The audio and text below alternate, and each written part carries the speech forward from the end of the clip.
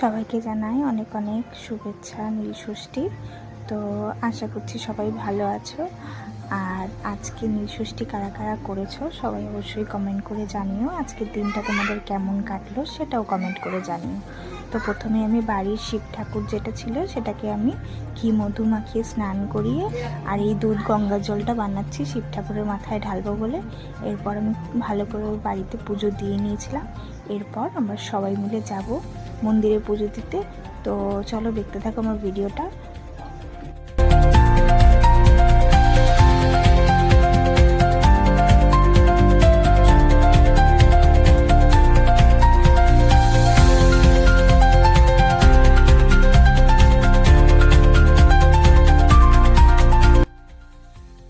তো দেখো আমরা কিন্তু সবাই রেডি হয়ে নিয়েছি।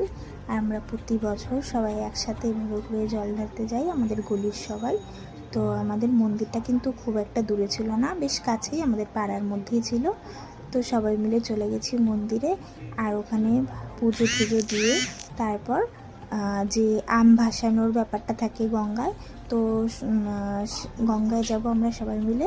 তো সেখানেও তোমাদের সাথে কিছু ভিডিও ক্লিপ শেয়ার করলাম।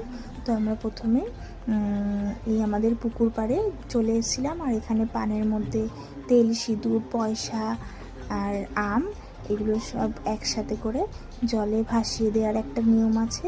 তো সেই নিয়মটা আমরা করেছিলাম। এরপর সবাই মিলে একসাথে বাড়ি চলে গেছিলাম। আমার ভিডিওটা কেমন লাগলো অবশ্যই কমেন্ট করে জানিও। আর তোমরা কারা কারা এরকমভাবে পুজো করো সেটাও জানিও। টাটা।